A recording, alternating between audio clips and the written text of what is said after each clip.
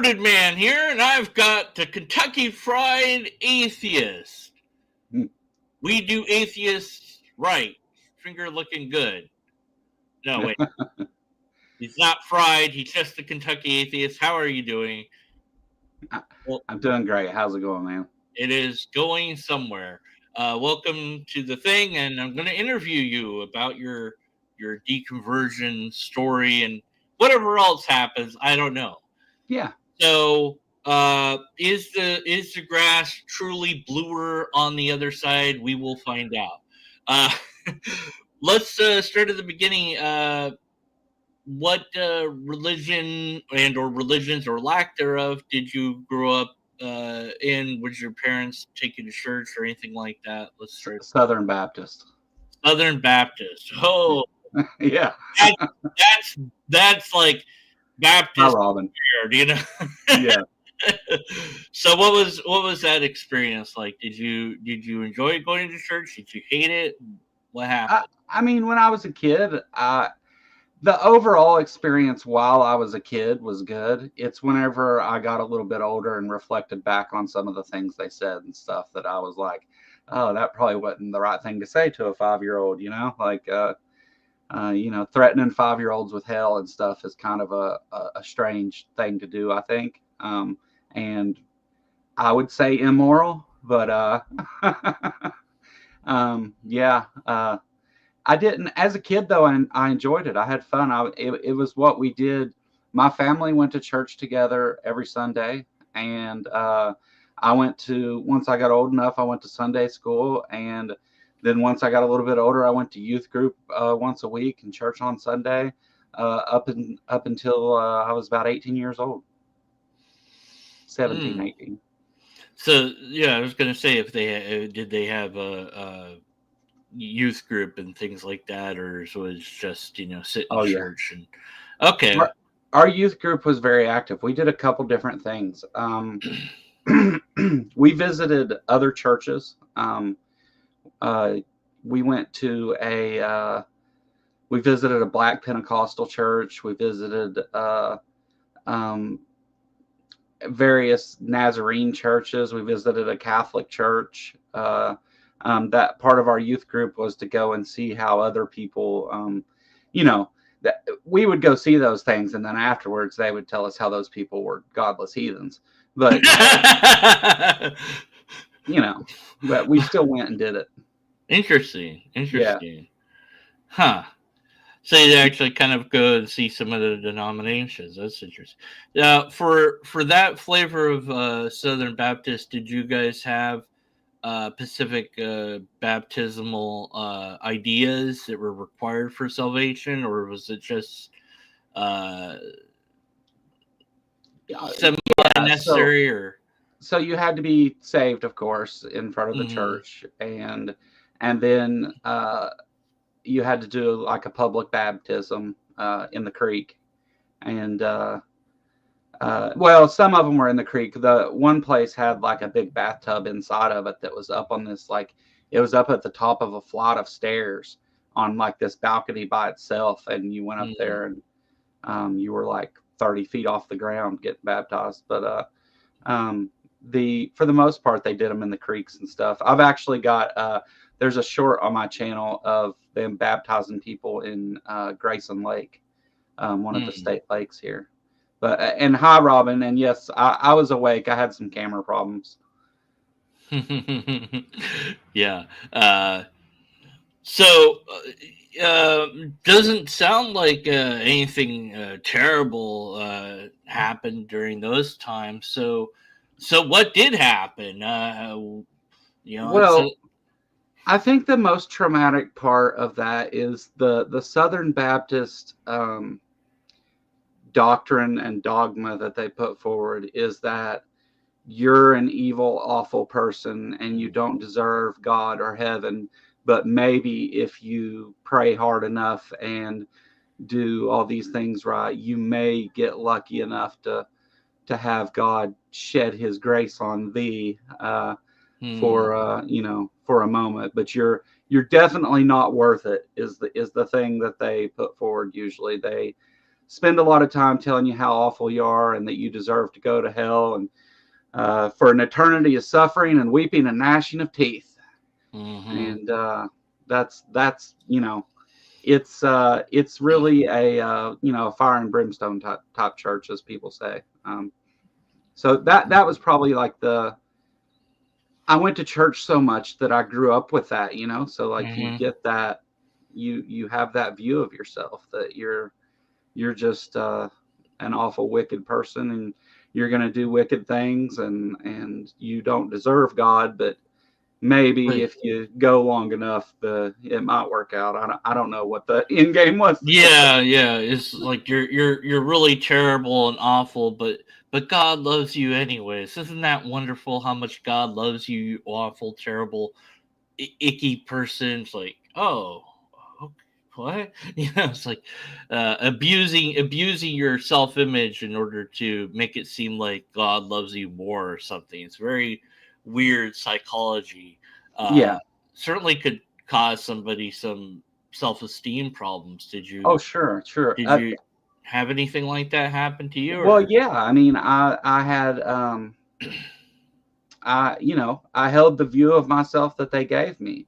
The so my situation was kind of unique, I guess, because I lived in a really small town in rural Kentucky. So it was the church was involved in everything. They were involved in the schools. They like if I got in trouble at school, the teacher didn't call my mom. The church showed up at the house.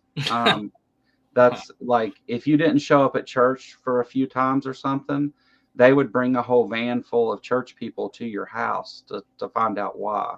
And like they would sing for you or something to make it like it was this passive aggressive thing, So the church though was very hands-on in the community. The mayor was a big part of the church. The all the administrative people in the town were, you couldn't get that job unless you had the backing of the church, because you're talking a town of less than 2,000 people, and with like 10 churches. So literally everybody knew each other, kind of thing. Oh yeah, everybody knew each other's business, and yeah, within the church itself, there was a lot of sleeping around, and there was a lot of sexual undertones and stuff. My first kiss was on the church bus. Like the girls at church were all sleeping around and cheating on their boyfriends, and the youth pastors got fired all the time for sleeping with, committing adultery and or pedophilia. wow. Yeah, it's Southern Baptist. They're ate up with it. The Southern Baptist is corrupt and rotten to the core. That's. So how integrated were they with the school? Was it like, did they actually teach creationism or intelligent design? Intelligent design, yeah. Yeah. Wow. Yeah. My biology class, whenever we got to evolution, we skipped the chapter on evolution, but did a chapter on intelligent design. And the one of the books that was part of one of the trials down in Texas of pandas and people, or people and pandas, whatever it's called. Yeah. That was my high school biology book. Wow. Yeah. So that was before, I guess, the trial. I guess it may not have been. It may have been old, and they still just used it. They might have ignored that, I guess. That was like 1998, 99, somewhere in there. So yeah, because I can't remember when the Denver. I want to say that was in like 2002, but I don't remember for sure. That was Kenneth Hagin. that was 2005. So was it? I did a great video on Kenneth Hagin. One of my most watched videos he's in. Kenneth Hagin and Kenneth Copeland, and I want to think that was a lot earlier on that happened, but I guess not. Yeah. Well, there was, I think it had been stirred up before that, but they didn't. Make a decision until much later. So we skipped all that, and um, the kind of idea that I was given in school, because they were careful for legal reasons about just coming out and saying God did it, Right, right. but it was like it was always inferred. Like my space science teacher, an intelligent man who taught me a lot, was and a great guy. I have to say, like honestly, a great guy. But like I would talk with him before class. I worked in what was called peer tutoring. I worked with special needs kids Hmm. during the day, and like did physical therapy stuff with them, and helped with that stuff, and like would take them out walking through the school or whatever instead of sitting in class, and just do things with them to Hmm. make their day a little better. And so I did that as part, and I got credit for it. I'd finished all my classes and stuff way early, and the so I would get to class early, and he would talk to me about various things, and he told me this whole thing about, well, see, the creation story is really true, because if you factor in the speed of light and relativity, God works at the speed of light, which means to Hmm. us it would have been tens of thousands of years for each of those days. And Ah. I mean, it still doesn't get you to the time that's necessary, but it worked for him, I guess, like. Yeah, yeah. At least it wasn't like young Earth on top of everything else. But I mean, Well, still, that's the other thing. or That's it the kind of is. I mean, it's a little bit of both. It's like well, it's see. well, that's the thing I haven't pointed out is yeah, it's Southern Baptist here, but like it's 90% fundamentalist young earthers. Oh, Um, okay. yeah, yeah. That I didn't even see, that doesn't even come to mind when I talk about it, because Right. we don't call ourselves that. Like when I was involved with it, there was no, I'd never heard of like young earth creationism or anything. That's I thought that's what everybody believed, Yeah. is that Yeah. man Uh, man was created, and all the animals and dinosaurs and everything walked with man, and Noah's Ark was real, and all that stuff. That I was taught all that, and I said 90%, but 90% of believers here are probably young earth creationists. hmm. That's why Ken Ham put his boat here, like right down the road from here, because Oh, yeah. it's Have you been he there? no, I haven't been to it. Oh, I'm organizing the protest there this year though. oh. But he knew what he was doing when he put that in the Creation Museum here, because Hmm. it's such a high young Earth population here. Hmm. I mean, why else would you choose a little town in the middle of Kentucky? Yeah. So I mean, you have basically what sounds like a positive experience. You're in a very huge bubble of believers, and so when does what happens? Do you start questioning things, or you're hit your rebellious teenage phase, or what happened to start making you drift change from your belief system? So, I guess really, there was always questions I had. I mean, like I always had. There was things like I was like, well, that doesn't make sense. That's not how anything works. And I pray to God, but God doesn't answer back. And like, sure, people want to say, well, God through works and all that, and it's like, yeah, but I don't really see that those things couldn't have happened without God. I already had that kind of logical thinking about it. Hmm. And once I got in college, I I learned about the how human DNA and chimp and bonobo DNA was so similar, Hmm. and that kind of planted a seed. And I studied some things and everything, and I'd figured out that the young Earth creationist side of it wasn't true for sure. Hmm. And for various reasons, by that point I knew the Exodus didn't happen. I knew that evolution was true. I took some physics and science classes in college, and my degree was actually in computer science, but I took some of that other stuff just because I wanted to. And Yeah, it so, sounds like you were, curious and an intellectual, very smart young man. well, I kind of there's a point where I kind of went backwards, because yeah, I got to that point, then but then I was like, well, maybe the Bible's written by men. Maybe it's just a misinterpretation of things, that these ancient people didn't know how to explain things clearly, And, we're just simple humans. Maybe we're not understanding it. Maybe we're not meant to understand it. Maybe there's all these religions and they're really all the same thing. And people have just interpreted it so many different ways over so long, and it's really true. So I kind of held that position. And whenever I went then to study and figure all that out, I kept coming up with things that contradicted my faith rather than confirming it. And I was trying to confirm it. Right. But the moment that I said I was an atheist, I was actually in jail. And a nun that came and taught GED classes at the jail. I had a diploma, but I'd asked if I could go down there just to get out of the cell. I was in jail for like 18 months straight. And I went down there, and she had tested me and stuff. And I took this thing called the Kentucky Employability Test, which was like a standardized test, and I didn't miss a question on the whole test. And so she was like, can I bring a college advisor in? She got the jail to allow her to bring a college advisor in, and they got me signed up for college. And so when I got out, I could go straight to college. And she brought me a book, though, called A Spiritual Solution to Every Problem by Dr.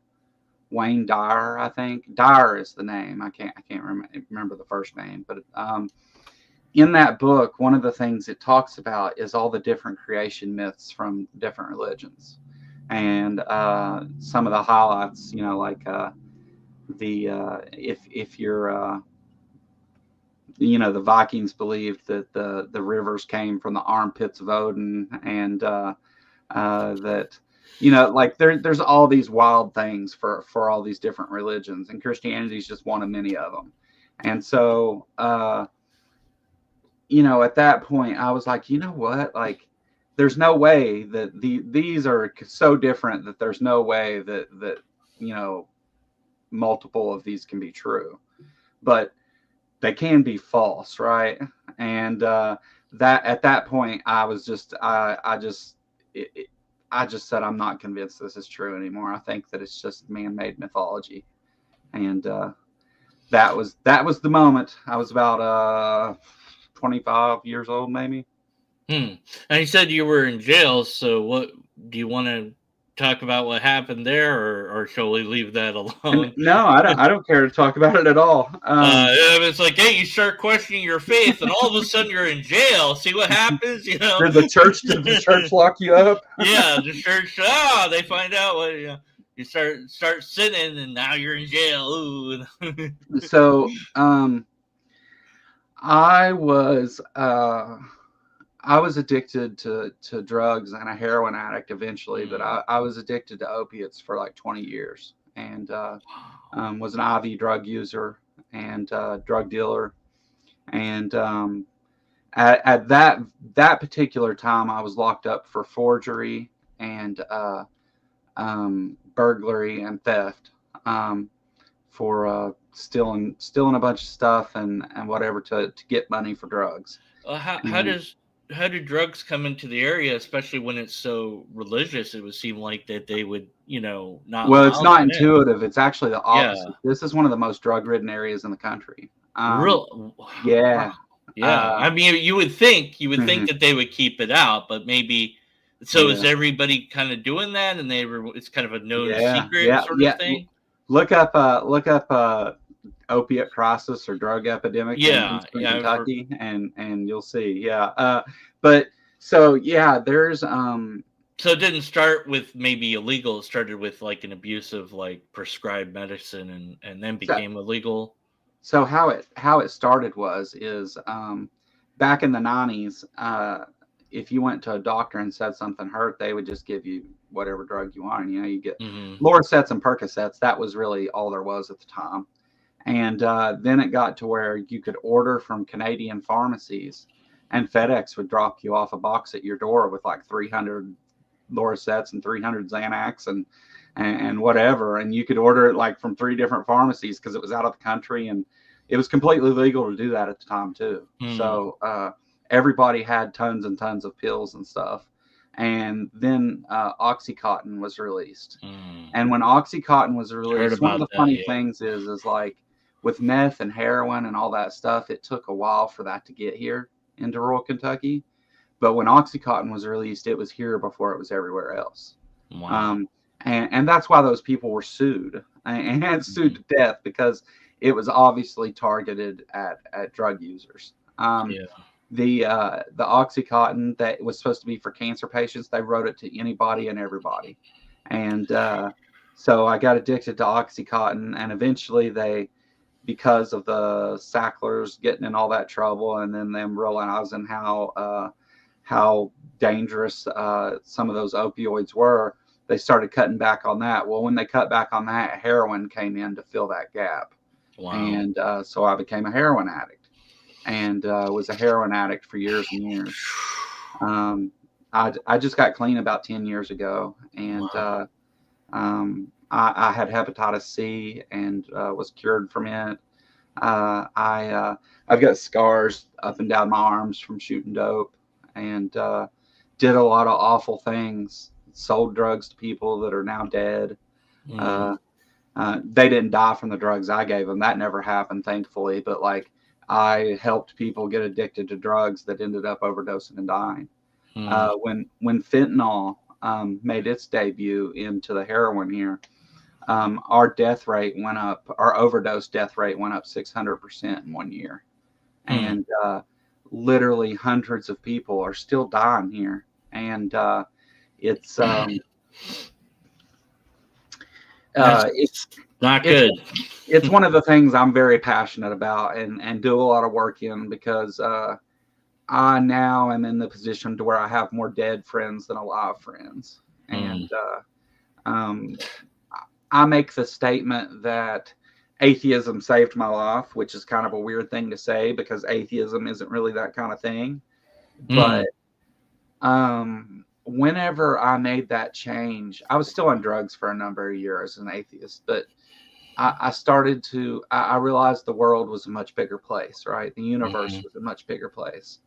And I got into cosmology and physics, and I read Neil deGrasse Tyson's books, and I learned, I taught myself the math and physics and cosmology, and learned all of that. I spent years working on just that stuff. The college had given me the tools. College does teach you things, but they teach you how to learn more than anything. Right. So I knew how to do the work to teach myself stuff after that. And I got real heavily involved into biology and physics and that stuff, because I had the same questions everybody has. Yeah. And at a certain point, it was like, like, this is all the time I have here. Like, this is it. And the world without a God is so much more amazing than it is with one. And like, to stand in awe of the mechanisms that control galaxy formations and black holes and all that stuff, like nature itself, just how evolution works, like, to stand in awe of those things was so much more amazing to me. And it made me value life more than I did before, because I didn't give a shit, like, I didn't care. Right, you've got a bonus round, so I had accepted that I would probably die of an overdose. And I did overdose twice, but didn't die. Wow. Well, I mean, I did, but I lived eventually. Right. I had multiple overdoses and lots of close calls, and had to be Narcan several times, and it's a mess. It was an awful, horrible life to live, and I woke up every day and hated my life. But how did I deal with hating my life? I did more drugs, so I didn't have to think about it. Yeah, and you would think, or you would hope, that the church would be saying things against it and trying to get you off of it, but that just didn't manifest, and instead, your secular, your secular own beliefs kind of led you away from it. So the first time the church started to say anything about drugs at all, mentioned it at all, was whenever they started opening religious-based recovery clinics, which hopefully when I get the money and the equipment and stuff, I'm going to do a full-length documentary about that, because I think that it's a really important thing that's dangerous and is killing people. Yeah, it's a new way to recruit people. right? Yeah. Yeah. Well, what they do is they prey on the court system, because drug addicts get in trouble. They go to court and they say, "Oh, I'll go to rehab to get out of jail," and so the judge will send Right. them to wherever there's a bed at. Well, those religious-based places have beds, and the main problem with those places is that they take accountability off of the individual and they put it on God. And with drug abuse, getting clean, one of the things that the main thing that you have to confront is your accountability for the things that happen, and the good and the bad. And so these places, though, they have really strict rules, and it'd be like, we do prayer at 4 p.m. and if you don't show up with your shirt tucked in, we kick you out on the street immediately, and then the cops can pick you up later. Well, the problem with that is that whenever they kick them out on the street, these people, they've put all their accountability in God, and now they're everything's falling apart. So they go back to the coping mechanisms that they had before, and they go do drugs, and they end up dying because they've been clean for months and go right back to it. And this is a thing that we see happening over and over and over in the communities, the poor and the minority communities where I live.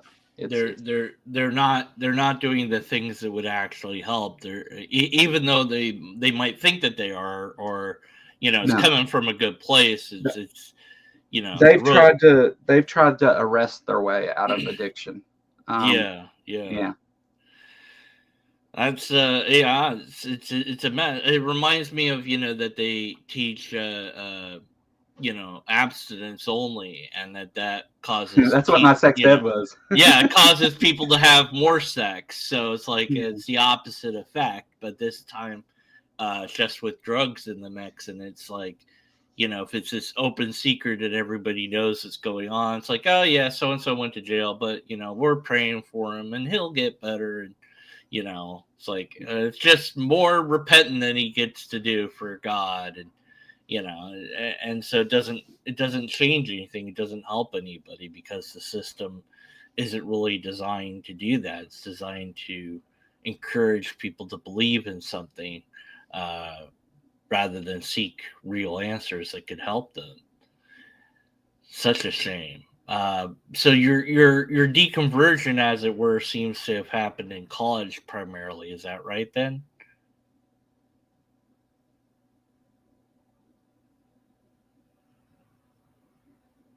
Annie? Sorry, I just got.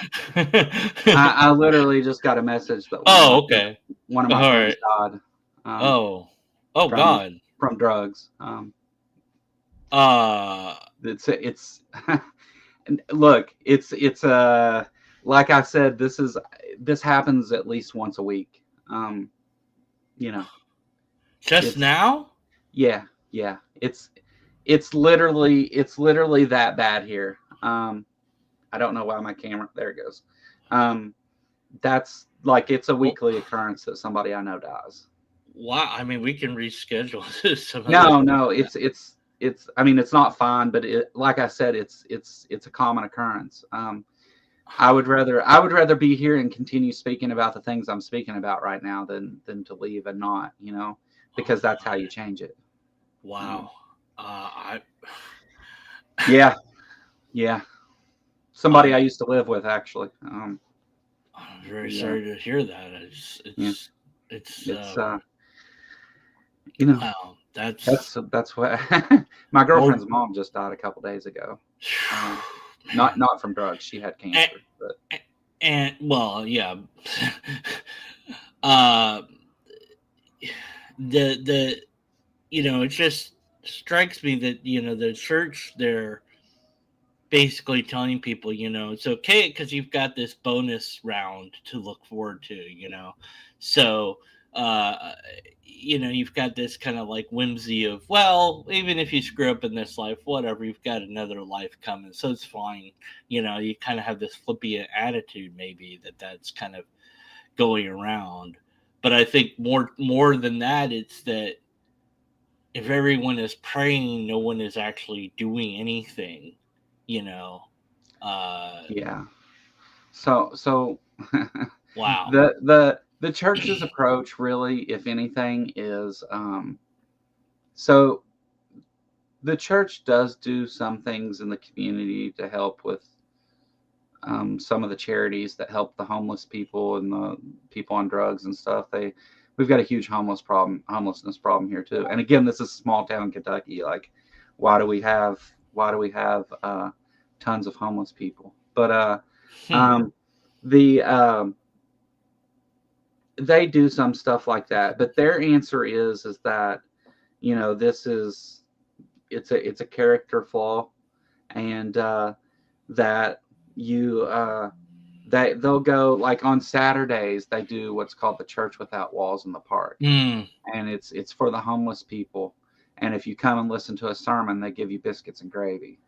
Yeah, right. So there's a lot of that stuff. Like, if you come and listen to us, we'll feed you, and that's what they do to the homeless people. Now, luckily, they've opened a place downtown where the homeless people can go and have 3 meals a day. And without any of that, it's the church's thing is like, well, hey, I know you got this problem, but there's something better looking forward to you. If you just believe and accept Jesus, he'll fix all these things. You just have to believe and really repent and say you're sorry for the things you've done, and Jesus will fix all of this. Yeah, that's literally the words they use. Yeah, it's not even replacing one addiction with another, just empty platitudes. I mean, so you're still in the small town you grew up in then? Pretty much, yeah. I'm still right in the same area. I mean, Ashland is the city that's the central, like the only city in the area, and then there's lots of little tiny towns and villages and hollers and whatever all over the place. And so I live right outside of Ashland. Now Ashland is about 20,000 people, and but yeah, the town I grew up in was only like 2,000. Yeah, the whole school system, K through 12, was like 300 kids. Do you know if they're still doing the ID in the schools, or I don't know for sure. Probably not. I would say that there's probably stricter requirements and stuff now. The high school I went to actually got mixed up in with Westboro Baptist Church. They came and picketed at my school because they started back in 2001. They started what was called the Gay Straight Alliance, and it was all about tolerance and accepting people and all that stuff. And can't have that. No, you can't. It actually made it was on Jay Leno talked about it on his show even. Really? Before that happened, yeah. It was a big deal. The Westboro Baptist Church came and picketed, and there was a federal court case that took place, and they at first they said, well, you can't have that club during school, but you can have it after school. Yeah, right. That didn't make people happy, so then they said, well, if you have that club, you have to have all these other clubs. Right. Yes. If you're gonna allow this, you have to allow that. Yeah. Didn't so they ended all clubs altogether. Didn't the Satanic Church get involved with that, or is that no? So okay. What it was kind of it's the opposite of that. They went the opposite way. So what happened is they said, well, if you're gonna have clubs for FFA and all that stuff. Do you know what FFA is?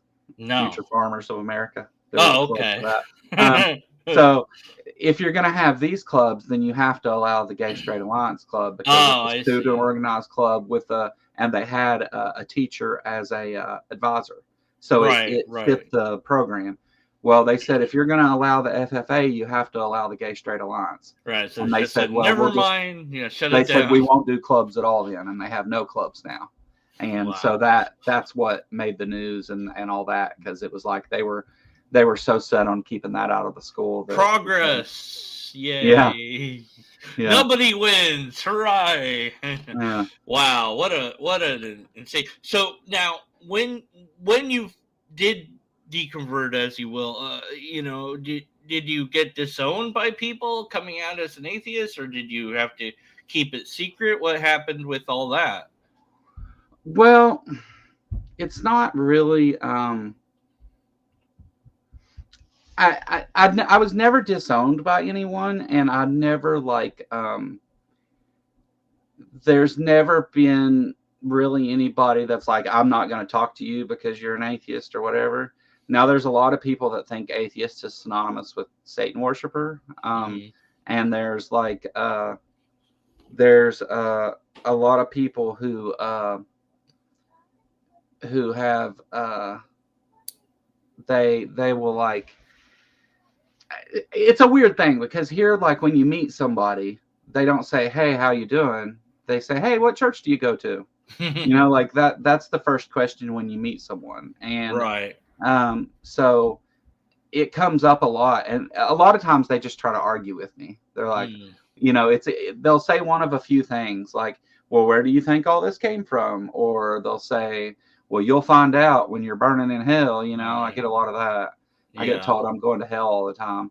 Now, like, I've had people tell me to get out of their yard, and like um, stuff like that. I was fired. Like, I cut grass for a lot of people. I Mm. worked for a company that had like 400 yards. I ran the company, but anyway, we had like 400 yards, and I had some of them tell me to get out of their yard whenever I tell them, because I got to a point. I used to kind of hide it, and I would just be like, "Oh yeah," and they would say, "Are Mm. you a Christian?" And I would say no to that, but like I wouldn't say I'm an atheist. And it got to a point to where they were just asking all the time, and I was just like, "Fuck it." Well, like, what's going to happen? So whenever they would say, "What church do you go to?" I'd be like, "Yeah, I don't believe in none of that bullshit." Wow. and Wow. I've had several physical altercations and stuff over speaking out publicly over it, and had people fighting mad, and yeah, Yeah, it's not a cool thing to do here. It's not. yeah, I would Um, say it's you gotta be careful, it's gotten better over time. I mean, again, I've been an atheist for a number of years, so Do it's you, gotten better over time. But do you have support from your family, or they don't, do they understand, or they, how do they react, or if you don't want to get into that, of no, course, no, not, there's but there's nothing that's off limits here. right, yeah, I don't know. It's like The my sister is kind of like, she's probably an agnostic, I would say. She just, or I don't know, she questions a lot, and doesn't, I mean, I would say she's probably more atheist than anything, mm, but she doesn't say that or claim it. My mom is always telling me, like, you got to believe these things, and she's argued with me about um, the creation of, the universe, and I've had to explain to her how, like, how the Big Bang works, and how galaxies are formed, and the yeah, speed of light. right, I've had to explain all that stuff to my mom, and we've had some good conversations about it, actually. And I think that her position is I'm gonna believe it no matter what. Like, it doesn't matter, even if you yeah, showed me, I'm still yeah, just gonna believe. And I'm okay with that. I don't care what people believe. I care about the things they do. And my right. mom's not doing anything awful, so Yeah, yeah, yeah. And it sounds like you're attempting to make your place better than you found it. That you're working to change things in a positive way, and that's to be commended. That's a really good thing to do. Be so. What are you doing in those regards? You want to talk about your plans or what you're actively doing? yeah. So on the activism side, I'm organizing the Ark Encounter protest, which will be on July 6th. I've secured all the equipment, sound systems, sound engineer, a place for an after party, all the signage, all the everything, a stage. I'm working on getting some big names here. We're going to be doing some fundraisers to pay to fly people in to speak at it. I sent R and Raw an email last night. We're gonna try and get a like benefits for those who like donated a certain level and are coming. Maybe you can have breakfast with Aaron or something like that. Something like that. None of that's final yet, but like we're working on a lot of things, and I'm also working with Secular Rarity. Elliot, if you know who he is, he works with a 501c in Nashville, and so at the same time, in July, you have the 6th will be the Ark Encounter protest. The following weekend will be NanaCon, and 2 weeks after that will be the 50th anniversary of the Scopes Monkey trial. So there's going to be events all through July for atheists to go to. So we're kind of working together to. He's going to help me kind of with some of the exposure and stuff with that, and I'm going to help him in whatever way I can, and we're going to kind of advertise it as you know, like a bunch of big events for atheists to go to and stuff in the summer. So I'm right now we're still like I've secured the stuff and I've talked to some people that I've got till July, so I'm just now getting the basic things together and stuff. Right, it's a lot of permits and no, I don't need any of that. I don't need permits. I don't need any permits or anything. And as far as all the equipment and everything, Tri-State Free Thought in Kentucky, who usually hosts the Ark Encounter protest, is letting me have all the stuff they do it with. Oh. So and the guy that's on the board for them is giving us his house to have a party in afterwards. Wow. So yeah, they're backing it. They just don't want to do it. Huh. Yeah, NanaCon will be the week after the Ark protest, Robin. But yeah, so Secular Rarity, and there's Tri-State Free Thought, they're 501c. I've got the backing of both these places. So wow. Fantastic. I think that it's going to be pretty good. Like I think I can organize a pretty good one, and I'm going to try and make it the biggest one they've had yet down there. So there's a lot of work and stuff coming up on that right now. We're still in the early planning and just getting stuff together and figuring out what we're going to do. I'm going to make shirts and all kinds of stuff people can get, gonna make a big thing of it. That's the big activist thing I'm working on now. Yeah, and of course my channel. Yeah, and of course, and you can make people aware on the side of what's going on there, because I didn't know there was this drug epidemic there, and I've heard about fentanyl, I've heard about these things, but you don't know where it's happening or who it's happening to. So to give a face to that, it's really important. Yeah. Are you active in doing things against drugs specifically, or? Yeah, so there's a couple volunteer groups that I get with and stuff, and I sometimes talk to families who so how this works is there'll be like families who are like, oh, I've got this son who's on drugs and this awful stuff, and what can I do? And so they don't want to go to counseling and stuff. They want to just talk to someone who's experienced, all that. And so I'll talk with people, and I'll offer to put people in detox and get them in rehabs and all that stuff. I've paid to put people in detoxes, and but I do a lot of talking. I've talked at schools and big events, the March Against Heroin, and I've worked with some rather big organizations to speak out against it. My sister actually became a Suboxone doctor because of her experiences with me and stuff. So works in addiction medicine now, and so yeah, I mean, I'm constantly doing that too, but with that kind of stuff, it's like it has to come to you. Like I don't go out and seek drug users to try and tell them to get off drugs and stuff. Right. No, I don't think that would be wise. No. But and yeah, a lot of times the biggest thing that I have to tell people is like, what you don't understand is, first of all, the person has to want to get clean, or there's no point Right. in having the conversation. Yeah. But once you get past that, it's usually not just like that person needs help, like the whole family needs counseling and stuff Right. after Right. going through Yeah. that.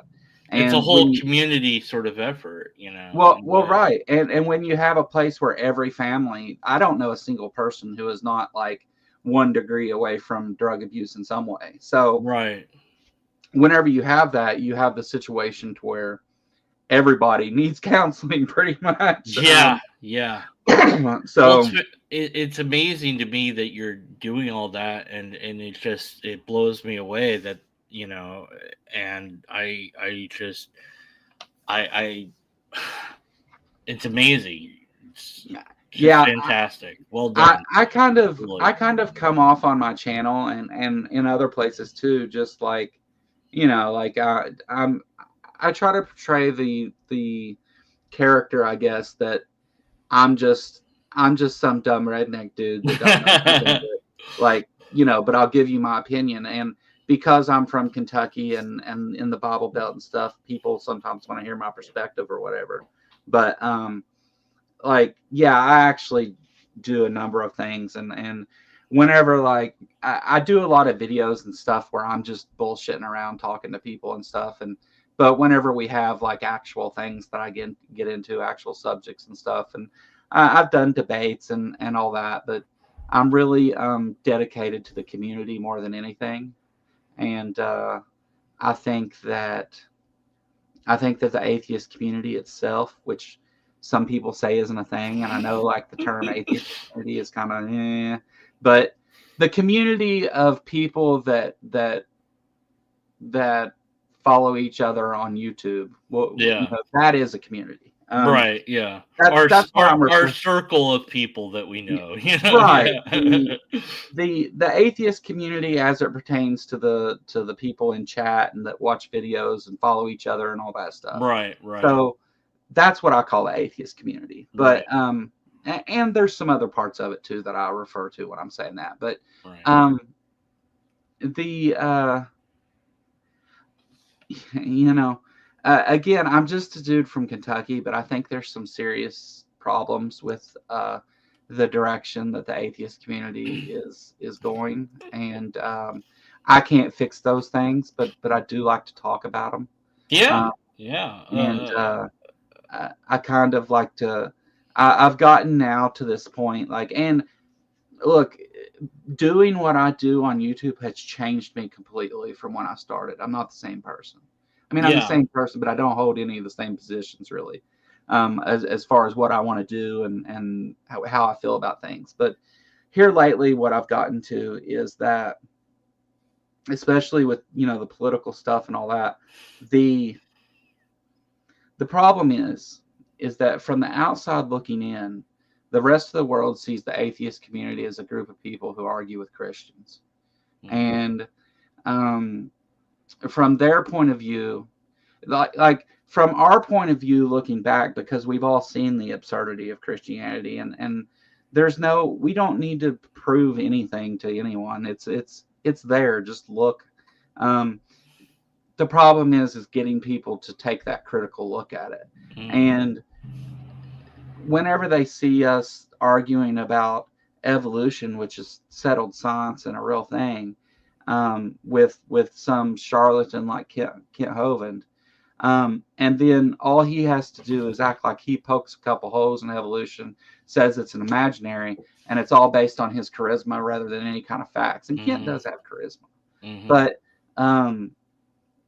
those things are not helping. Those things are fun to watch. I agree, and there's some people that do it well. That's one of the other things. It's like, just because Grayson or AJ can do a great job with Kent Hovind doesn't mean that everybody should go debate Kent Hovind. Right. Stop. Right. Yeah. You have to know your science, Yeah, I think, to be able because to do there's that. well, it's not it's not the science that's most important. I don't think. Oh. I think it's the approach. I mean, definitely the science is important, but I think it's the approach, because rather than setting an argument about evolution, I'm just going to start saying, okay, fine, evolution's false, whatever. Now support your position. Yeah, Um, yeah. because that's the That real is problem. one. Yeah, that is a tactic to take. It's just like, And okay, whatever. Let's talk all of about, you know. all of these arguments that go on, and all this provocative nonsense, Matt Dillahunty yelling at people, and all this shit is just it's not helping. Yeah, yeah. It's letting them, it's doing what we shouldn't let them do, which is shift the burden, Hmm. and that's exactly what those things do. And whenever you look at like the ICR, the Institute for Creation Research, in their mission statement, they said that what they want to do is engage in public debates with atheists and evolutionists so that they can make a public spectacle out of it. Hmm. It's never been about the science. No, no. It's It's about always getting. been about, They we're going to they make a circus show out of yeah. atheists, and they're They want to laughing at get. us. Yeah, they Like, want to get. They want to get money, and ultimately, and so, putting on displays of whatever might get them money, might get them attention. So that's why they do it. so Uh, let me clear one thing up with that though, because there's a caveat to all of that that I mm, always make sure I want to say, because otherwise it comes off as like I'm saying all these people are bad. That's not the case. I think that people who are new to some of the atheist content and some of those arguments and stuff really benefit from hearing how people approach those different things. But we have to diversify. It's been the same shit for decades now. I mean, the beginning of the atheist experience. What was that, like 25 years ago or something? mhm, Like, it's been the same shit. Like, I'm going to argue with Christians, and mm, rather than arguing with Christians, um, let's do the things that support what we say we are. I mm, mean, we say we're humanists, and most of us anyway, in this side of things, mm. secular humanism seems to be the ideology that most of us say we hold. Let's do that. Let's quit fucking with the Christians, because sociology tells us that um, not quit fucking with the Christians, quit fucking with the apologists. The Christians Mm, are fine. It's the apologists that are the problem, for mm, the most part. The Sociology, though, has done a number of studies, and what happens whenever, yeah, everybody does, Robin. Um, that's you're indoctrinated into that, just like you were indoctrinated into religion, because that's what the atheist community does. Yeah, and that's exactly, we've went and we've applied theistic thinking to the way that the atheist community sorts itself out, and mm, we think it's all about arguing with Christians when that's pointless. It's mm. um, so again, there's a caveat. Let me get to that before I piss someone off here. Um, Whenever it comes to talking about, if someone's misrepresenting science or something like that, yeah, you should address that. Um, but engaging in a debate where the whole point of the debate is I'm going to poke holes in evolution, which is not something that's questioned. Like, it's settled, folks. There's nothing, like, there's it's fine that people challenge those things, but to make a public spectacle out of it for views and for provocativeness is a big problem. When Bill Nye went and debated Ken Ham, I think we all agree that wasn't a good thing. And that's the sort of thing that has now permeated the whole atheist community. And it's all about arguing and bitching at people and stuff like that. It's fine to correct people on science. It's fine to have a conversation about evolution or whatever, if you want to do that. And again, I say if you want to do that. I'm not telling anybody what to do. You do whatever the hell you want to do. But um, to me, I think that we've got an image problem, and we're never going to be able to normalize the atheist community as long as we keep being the trained monkey that they've made us. Um, That's all. Yeah. Well, you're certainly, you have passion and you have intelligence and you're doing things to make a positive difference, and I think that that's a great thing. And you did say one thing I had to disagree with. You said you're just some guy. I don't think that that's the case. I think you're a terrific guy. And you're intelligent and you're dedicated and you're trying to make a difference. So I don't think you're just a guy. You're somebody very unique, and that's a rare thing. So keep marching those positive aspects forward, and whatever the whatever anyone else does, will sort itself out. Hopefully, Mm. everyone has their specialty. Everybody has their, Sure. you know. And I'm not hating on anybody that does go in and Oh, get. no, no, I no, know no. it sounds that way, but Yeah. also let me point this out as well, because um again, there are people that do that to the degree that it's a good thing. Hmm. And the people over at the line, Matt Dillahunty and them, they've done great things for atheism. Mm, Their channel's huge, and just by that alone, even if I mm, don't agree with anything they do, the yeah. fact that they are correcting bad ideas with good ones is not a bad thing in itself. Yeah. I'm just talking about, for if the goal is normalization of the atheist community, then those things are fine, but we need to diversify a little bit. There has to Mm, be, because the way from the people outside looking in, that's all they see is that we're yelling and screaming at Christians. mm, And whenever we give credence to these crazy, stupid creationist arguments, we're damaging um, scientific understanding for people. Because what happens is if there's people there that you think can benefit from you having that conversation, have any conversation you can to do it. But whenever you go in a place like Standing for Truth in an echo chamber in front of people who already want to call you names and whatever, or on Jim Bob's channel where it's a bunch of bigots that sit and call you a homo and everything else the whole time, if whenever you do those things, you're not helping. All you're doing is letting them make a spectacle of you. They're making fun of you and they're laughing at you, yeah. even if you're right, because Yeah. that's not what matters. Yeah. There's certainly a time and place to do activities, and I think there's certain people like Jim Bob who should be avoided, not just because his arguments suck, but because he's a bully. And Yeah, I he's don't shit. I don't have yeah, I don't have any tolerance for bullies, and Yeah. and, and the only way to defeat the troll is to not feed the troll. So I didn't know that when I talked to him, and when I saw it, I was on his channel once yeah, I because was on his I channel didn't know once, either. right? Yeah, and I was like, okay, so this is this kind of person, all right, and it's like, Yeah. all right, and I just was like, I tried to maintain my anger. I think I did fairly decently. I even apologized a couple times. It was interesting because I think I penetrated his facade a bit. We had kind of a human connection, and then he realized we were having a human connection, and he slipped right back into his mask that he puts on for himself and everyone else, where he's a bully and a real jerk. And although I think it is a mask, but I also think it's part of him too. He enjoys being a bully, he enjoys that sense He that it gives him. he backs down But pretty easy too, though. but yeah, well, yeah, of course. Like Once it all once all bullies, right? Yeah, Yes. yeah, right. He's weak when you actually get into it.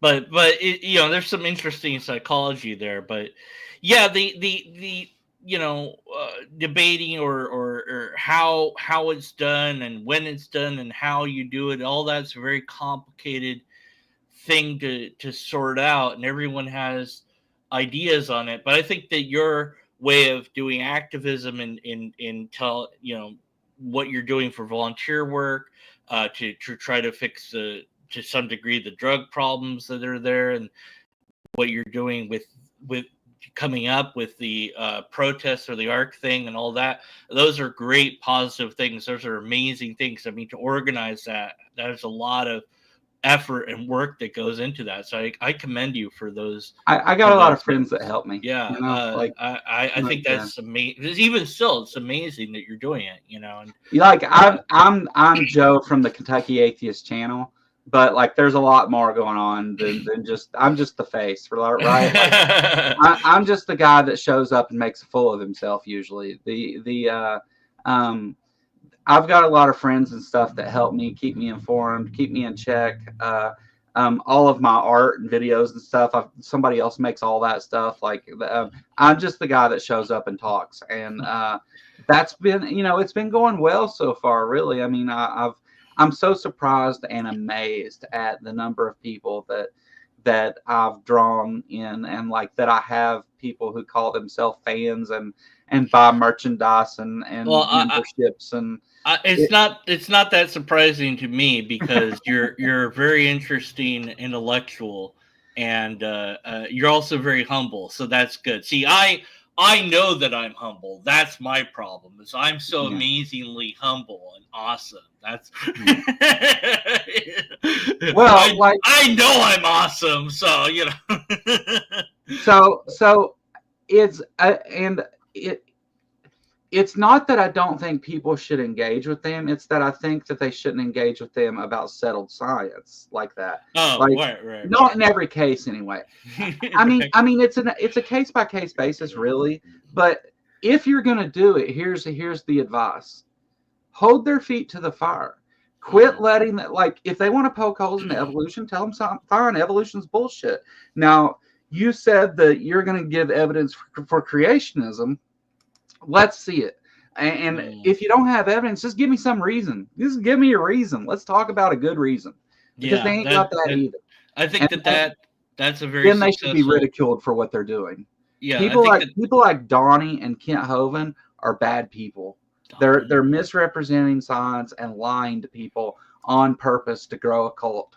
Like that's what it is. Sorry. Yeah. Okay.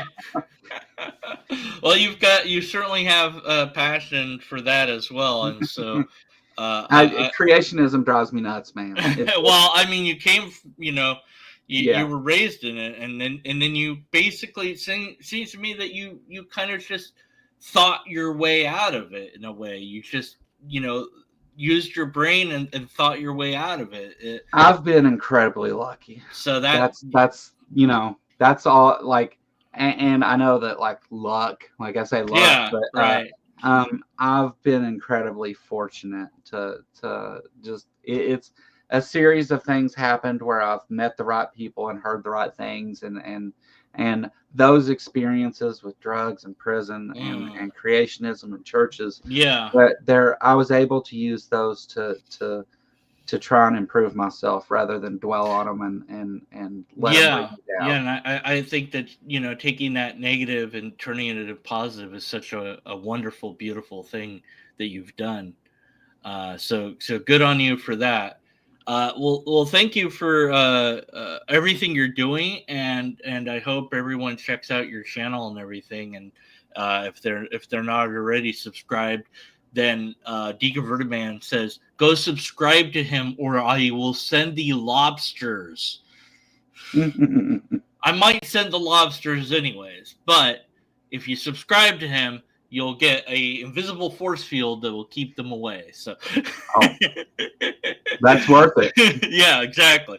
But thank you so much for your story and your time and energy to do this. And my pleasure, man. I'll leave the final words to you and let you say whatever you wish to say, and then I'll hit this red button here, and we'll talk a little bit off air. So, what I would say to finish it is first of all, I know most of you are subscribed to my channel, but anybody who may see this later or whatever, check us out at Sundays at 2 p.m. Eastern for the Grateful to Know God's broadcast, which is, me. I have great guests, and sometimes I just talk or whatever, but it's a lot of fun. Anyway, when, remain skeptical. That's the thing. Remain skeptical, and it's okay to be skeptical about people's claims. it's okay to ask questions. Ask questions and look for answers. And that's all I got. All right. Thank you so much, the Kentucky Atheist. All right. See you later, everybody. Until next time, be skeptical. And after that, stay skeptical. Hey, I thought you were going to give him the last word. Oh, that's right. Oh, yeah.